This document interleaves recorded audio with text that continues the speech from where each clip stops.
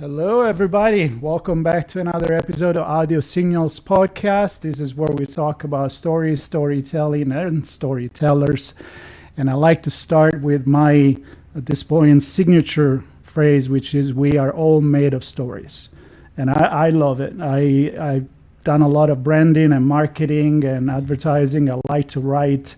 And I think that's how we live in our society. We learn and we need good stories. We need to get inspired, and the stories can be a book, can be a movie, can be music, can be a painting, a photography, whatever. So today we have a storyteller. I'm just going to give you this. I'm going to just qualify you as a storyteller from what I've learned from your bio, Lee. And you do podcasting, you write, you've been a producer, and I'm sure you have other adventures and ventures going on. So without further ado, I'm going to let you say hello and tell me a little bit about yourself and to the audience mostly. Awesome. Well, thanks. Thanks for having me on the show. And Of course. hi, everybody. I'm Lee Schneider.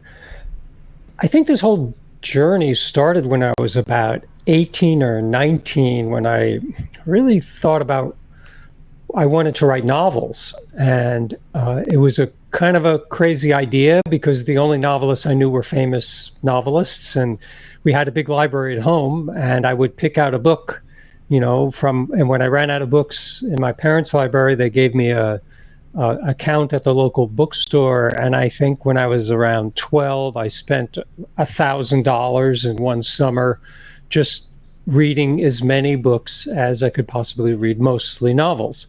And then I had to make a living. So I wrote some novels. I wrote a few. I have a few. Everyone has a few in the drawer, right? I have a few novels in the drawer.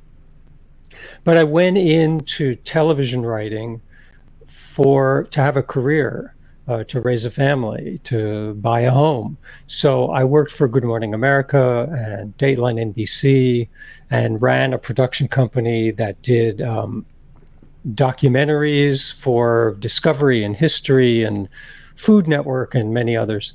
And I've done that for a while, and also did podcasting for a while because I love podcasting. I love the simplicity of it. I love just people talking. I think it works really well. But I finally had a chance to start writing novels.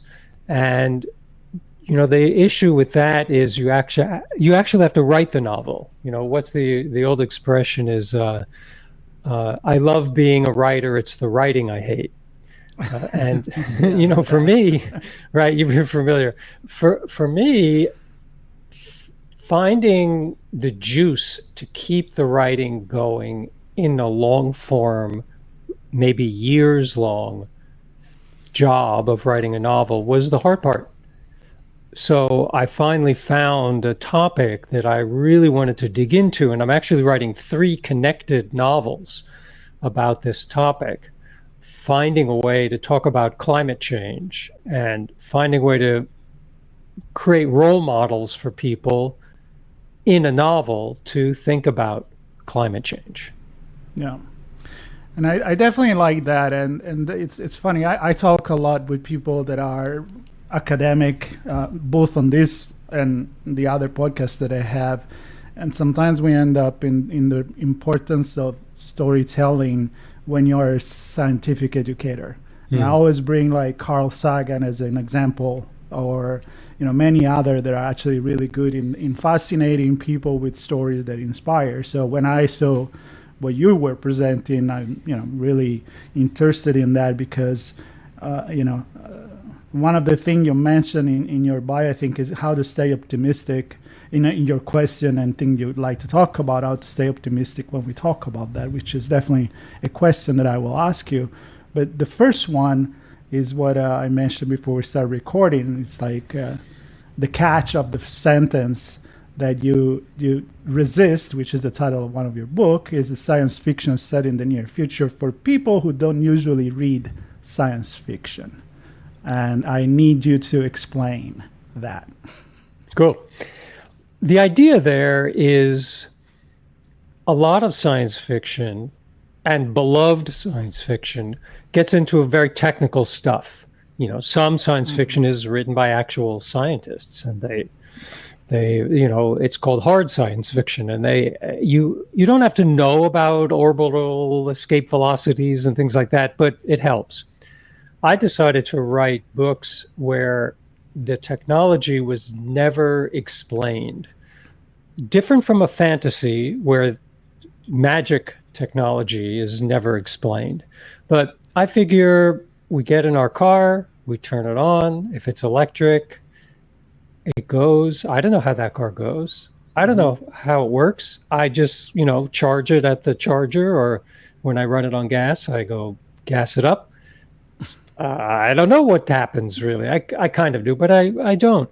And I thought, well, what if we looked at a world of 2050 or 2052 or 2053 where things were commonplace, like anti-gravity or high-speed trains that floated, or climate controls that were planetary, that worked all over the place?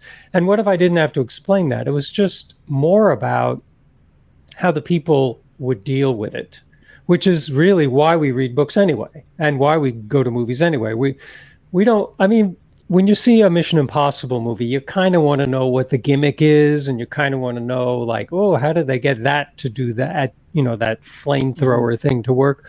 But not really. I mean, we're more concerned, will Keanu Reeves make it? Will Tom Cruise make it? Will there be a love interest? Or, they can't kill off the main character, can they? And all of those sort of dramatic moments but they're more human. And I was thinking, well, how can I do that? How can I talk about a world that is weird enough to remind us of this world in a turn 90 degrees, just a little different? So there are talking AIs, there are people whose consciousness live in boxes, there are planetary controls that people are trying to control people's minds, and all things that, the way I write it, I try to make it connect to what's happening now. So people will say, he's talking about planetary mind control, but we sort of have that with the internet and the media. In a way, maybe not as extreme as what I'm writing about, but that's the point. Because if I make it a bit of extreme, then it stands out and you can see it. So that's what I mean by writing science fiction for people who don't usually read science fiction. It's a little more in the fantasy realm, and there's this growing world of what's called climate fiction, which I'm kind of, I guess, raising my hand and saying I'm kind of getting into that. Okay. No, I like that, and I get the picture, and I completely agree with you when it comes to the regular person that go and watch a movie. Just you dive in, right? You're not questioning. Or other book. I mean, you don't read Harry Potter and question how magician became magician and other people are not, right? You just go into it. Right. And you don't need to explain something about dragons or anything like that. But of course, there's the other way around where you kind of predict the future by knowing enough of hard science fiction, and it's a great point. Now, I like your idea because I will be doing the same thing, and I love enchanted and magical story where I just go in another world. It doesn't need to make sense. I just need to like it. So I like that. Another thing that kind of got me was the two title. I didn't read the book. We just connected, and eventually I will get there. But so one is Surrender, and the other one is Resist, which is, are we going to surrender or are we going to resist? Right. What's the catch there? What is the catch? I started thinking about, well, okay, most science fiction now is more than one book. So that immediately set me back. Like, what kind of mind map could I make that would give me 3 stages, really, of the character development? What was going to happen to the people in those books that could mirror what we were feeling as we read them? So surrender is kind of an inside joke, is I actually hate to surrender. I hate giving up. I do yoga, and sometimes the yoga teachers will say things like, just surrender. And I go, insert expletive here. I am not surrendering. But so I decided to name the book that to kind of challenge myself. And what it is it's a directive from a global corporation telling the citizens what they should be doing. And of course, there's a few who say no, more than a few. And those people become the resistance.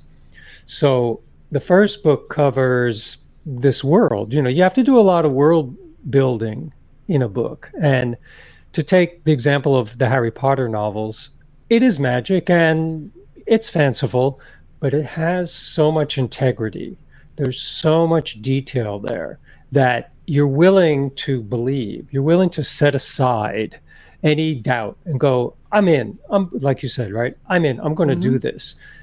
So the first book is about the process that people are asked to surrender to a higher AI corporation, and some say no. And the middle book, Resist, is about what do they do to resist, and what is it like to resist, and how well do they do that, and will they fail or succeed? And the third book, which I'm writing now, is called Liberation, which is about overcoming all of that and getting into something else. So the one-word titles, you could books are funny, right? You could have long, complicated titles, you could have secondary titles, and I played with all of that. But I just thought that the single word would work best for these books. Yeah. It's interesting titles, and me coming from advertising, always try to get the catchy thing. There was a book that I read, 15 years ago, and it's about the tournament, the World Championship of Memory. Right, there is the people that actually memorize from cards to list of things, and they're extremely good. And the whole story is about this journalist that goes to cover this, and then he's been invited to learn how to do this and go back and compete. And he's like, I don't even remember where I put my keys. It's like, you can learn. So he goes all through all this trick, and things that are memorable. They're usually because you're curious about something. So he titled the book Moonwalking with Einstein, which has nothing to do with what it's about. But that's why at that time I grabbed that book and I read it. And then he explained why he made it so weird like that. So I mean, you invest a lot into a title because, sometimes that's no more than that makes people get something until be known. Yeah, and you're going to live with that for a long time. It's going to be on the cover of the book. It's going to be in the Library of Congress. Norman Mailer wrote a book called Why Are We in Vietnam? And the purpose of the book was to ask the question. He knew he was famous at the time, and the war was going on, and he knew that book cover would be all over the place asking that question.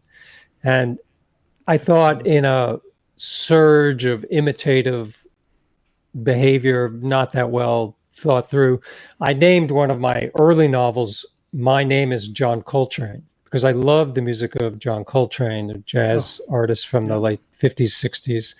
And I thought, well, that would be cool to have a book out there that says that would intrigue people. So it's an approach. I mean, I like the idea of it, but so much today in book marketing, gets very dialed in very fast. And you're going to get a publicist who's saying, do you want to change that title? And I didn't really want to deal with that at all. Well, things have definitely changed. As a job, I talk to a lot of these people, and I'm interested in the authors, and a lot of them they say it's not like they used to be. Like music, it's not like it used to be with social media. You need to have your own audience. You need to do your own marketing. You need to do a lot of podcasts eventually, or whatever you can put your hands on, or do like book signing. Like you said, you don't have that editor that does a lot of things for you before you actually go out there. So I don't know if you feel the same when it comes to marketing the books. Sure. Well, for some people it's very hard. They kind of freak out. And my attitude has become, I like talking about what I do. That's how I frame it. I want people to read the book, but I'm not trying to sell anything really. I'm talking about what I do, which is fun for me. Yeah. I will say, major caveat, that writing a synopsis or writing the back cover of the book is the hardest thing I've ever done. After you've written a whole book and then try to dial it down to 20 words or a log line, it's horrible. So what I decided to do with book 3 is I wrote that first. I decided to write, I may not stick with it, it may not stay, but at least it gave me a direction and I kind of got it over with.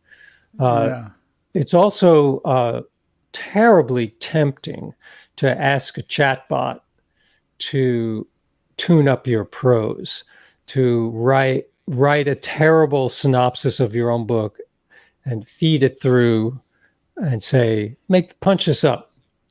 And it's kind of like having a bad intern punch up your prose, but it also unblocks you, because you look at it as I have done and say, boy, that is the worst synopsis ever. Let me fix that. And then it at least inspires you to do a little better. Yeah.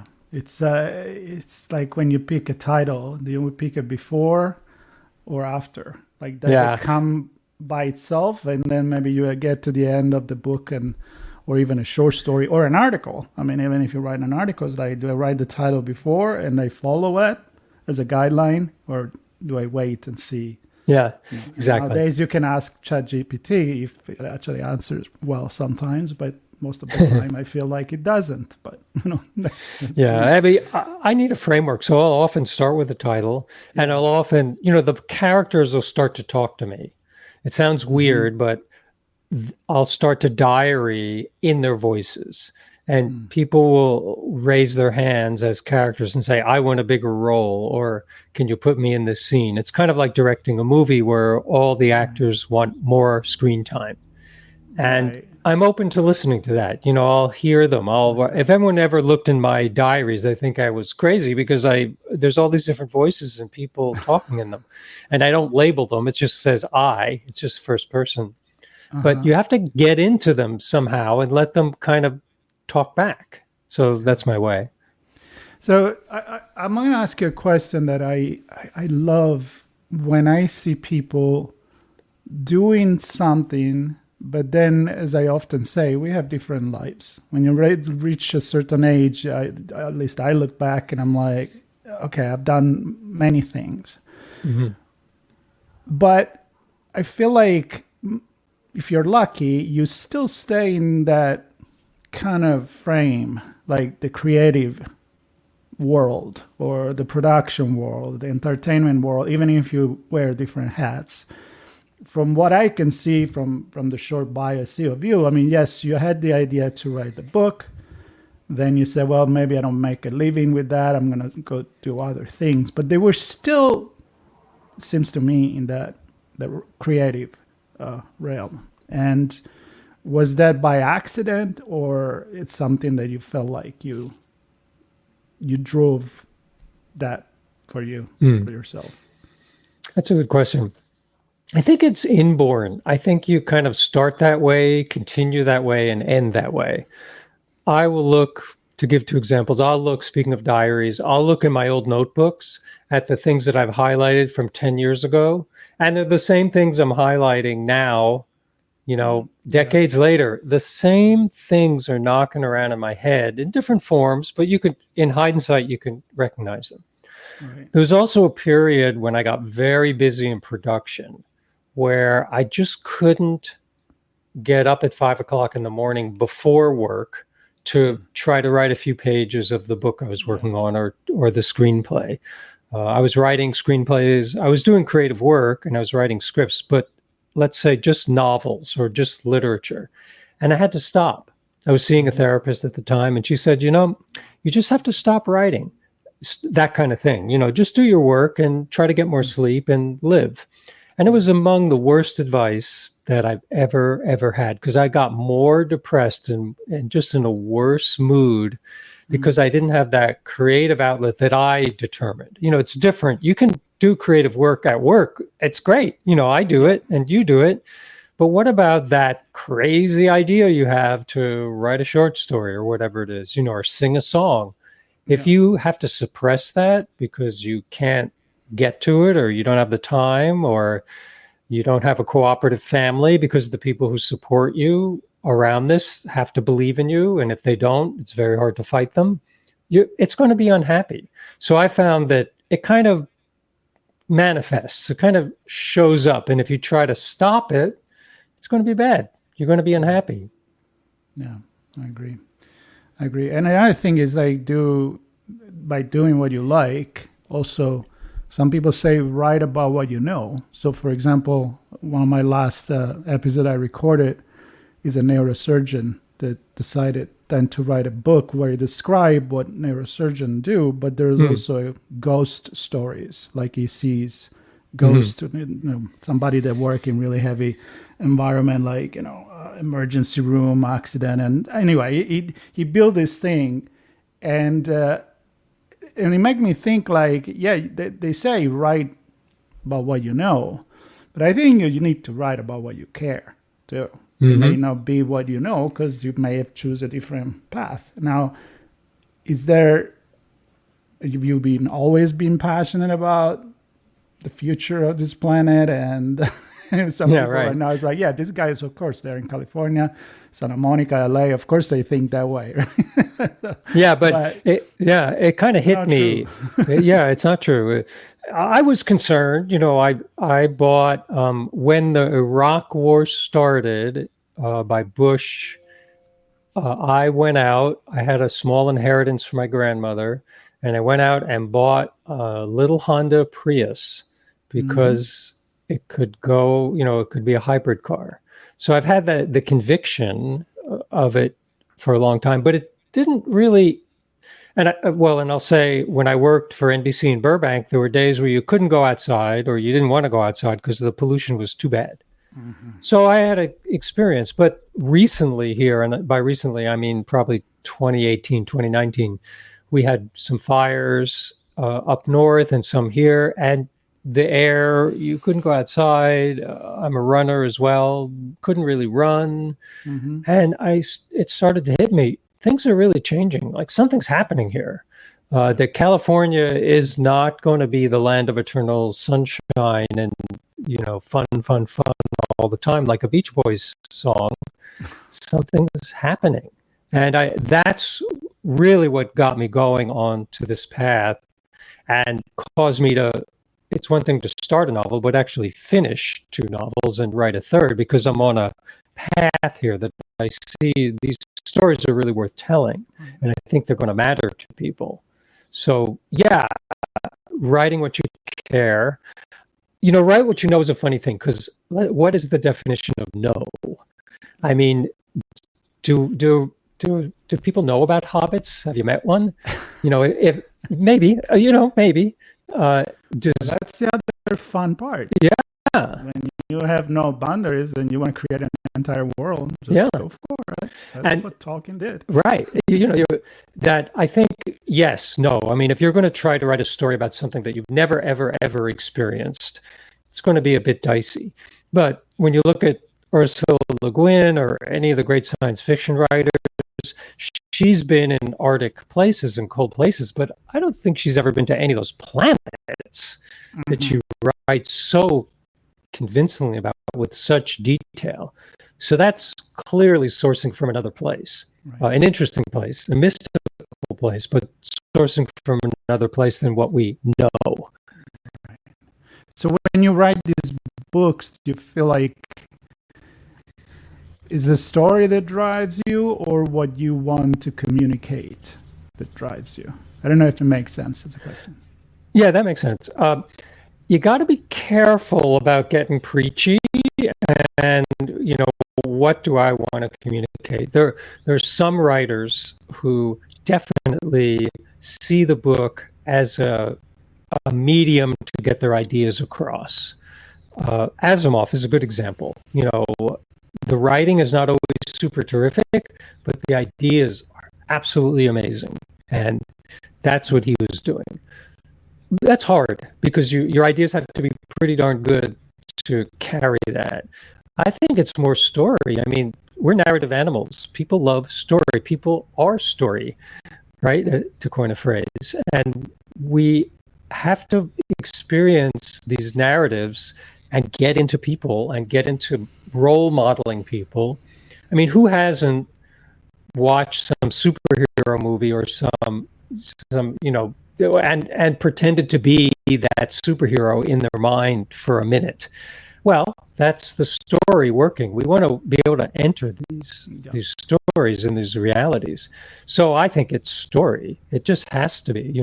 When I have a scene mapped out, and I map out pretty well. I do mind maps, I do graphs, I do charts, I do people.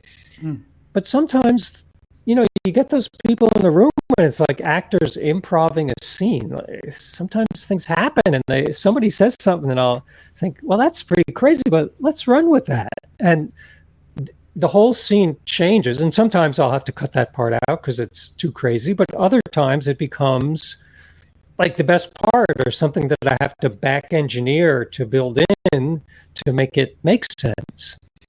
And that's happened a couple of times. The first book, a character falls in love with an AI. Now, that's been covered before, so I didn't think of it, but I thought, well, how are we going to deal with these AI personalities, a personality-based AI? What if an AI were our boss? Like, how would you deal with that person? Or what if you had an AI of a loved one who had passed away, and how, not the mechanics, I don't care about that. I care about the person. And that just channeled in. Like, that was a scene I was writing, and suddenly there they were. The actors in the scene were kind of writing it themselves. And I said, wow, I didn't think of that, but forget the outline. Let's write that. And that can work really well. Yeah, so you go with the flow of where the story is bringing you. As we get towards the end here, and I could talk about this a lot, but I'm kind of curious also about what you do with the podcast. I know you have one that's called the FutureX podcast. And are you focused there on the environment and the climate change as well, or more generic future? Yeah, of course I changed the title because why not? It's my podcast. I can change the title. I think you've done that at some point. Yeah. So it's called the Future Lab now, and it's going to start recording next month. And yes, I'm going to be aiming at climate fiction. What is it? Who's writing it? Why write it? The reason to write it? And I'm going to dial that in and just think about how it can amplify and build the community around that kind of science fiction. It's kind of a branch of science fiction. Very cool. I like that.